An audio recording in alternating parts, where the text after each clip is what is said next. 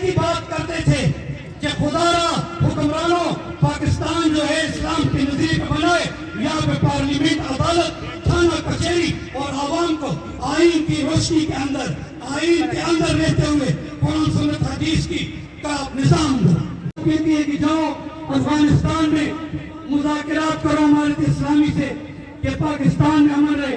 اب مجھے بتائیں علماء اور دینی طاقتیں اور جہاد کی حمایت اور طالبان کی حمایت والی جماعتیں کس کو سے قابل اور افغانستان جائیں امیر المومنین سے اور وزیر اعظم سے بات کرے کہ ہمارے ملک کے اندر جو دراندازی ہوتی ہے مختلف اطراف سے وہ نہیں ہونی چاہیے۔ ہم اس کے حق میں کہ پاکستان میں خودکش دھماکے نہ ہو، ہم اس کے حق میں کہ پاکستان کے فوجی سپاہی اور عوام الناس بازاروں میں گولیوں سے اور بم دھماکوں سے شہید نہ ہو، ان کو بے جان نہ قتل کیا جائے۔ لیکن اس کے لیے ایک طریقہ کار اختیار کرنا چاہیے۔ وزارت خارجہ اور داخلہ اپنا ایک طریقہ کار وضع کرے۔ ہم دینی قیادتیں، علماء اس ملک پاکستان اور پاکستانی قوم کی خدمت کے لیے ہر وقت تیار ہیں۔ ہم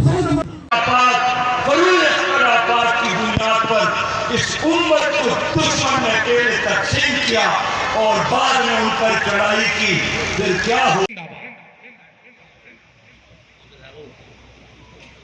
تمام محترم و تقاریر و سلسلہ کو شروع دا اور سویلی چلا روانو تجہاد سلسلہ کی پپنڈائی ایک گنا زیادہ بارود آج فلسطین میں 8,000 سے زیادہ آپ کے بھائی شہید ہو گئے، مساجد شہید کیے گئے، آپ کے بچے